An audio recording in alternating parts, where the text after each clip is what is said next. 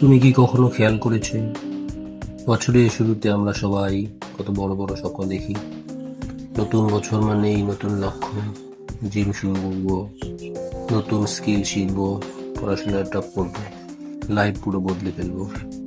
কিন্তু কয়েক মাস পরে কি হয়? জানুয়ারিতে আমরা ভীষণ মোটিভেটেড থাকি, ফেব্রুয়ারিতে সে আগুন একটু কমে যায়, আর মার্চ আসতে না আসতেই আমাদের বেশিরভাগ লক্ষ্য ধীরে ধীরে হারিয়ে যায়। কিন্তু একটা অদ্ভুত ব্যাপার আছে, বছরের শেষ 3 মাসে হঠাৎ করেই আমরা সবাই সিরিয়াস হয়ে যাই। ডেডলাইন সামনে চলে আসে, চাপ বাড়ে, আর তখনই আমরা সত্যিকারের কাজ শুরু করি। এখন একটা প্রশ্ন ভাবো, যদি পুরো বছরটা আমরা সেই 3 মাসের মতোই ফোকাস নিয়ে কাটাতে পারতাম।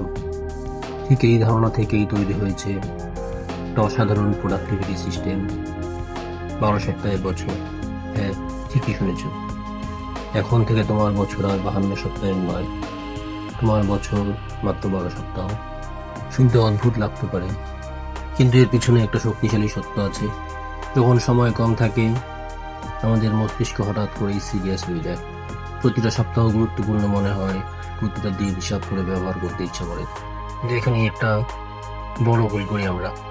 আমরা একসাথে অনেক কিছু শুরু করি, জিম শুরু করি, নতুন স্কিল শিখি, পরীক্ষার প্রস্তুতি নিই, আবার ইউটিউব চ্যানেলও খুলে ফেলি।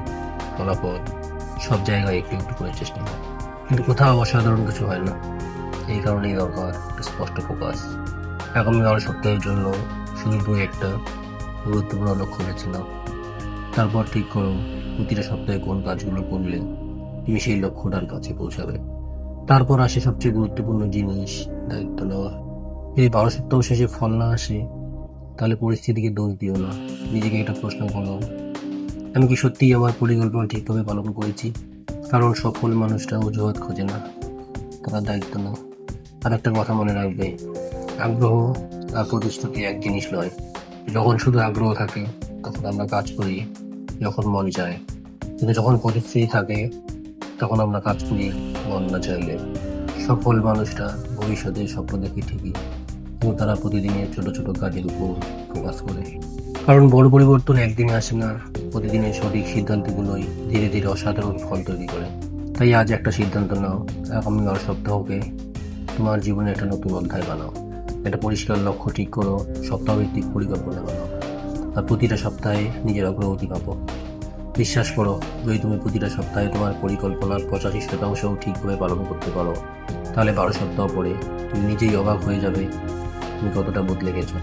মনে রাখবে, মোটিভেশন আসে আবার চলে যায়, কিন্তু সঠিক সিস্টেম থাকলে অগ্রগতি কখনো থামে না। এখন সিদ্ধান্তটা তোমার। আগামী 12 সপ্তাহ তুমি কি আগের মতোই কাটাবে, নাকি এই 12 সপ্তাহেই তোমার জীবনের সবচেয়ে বড় পরিবর্তন শুরু করবে?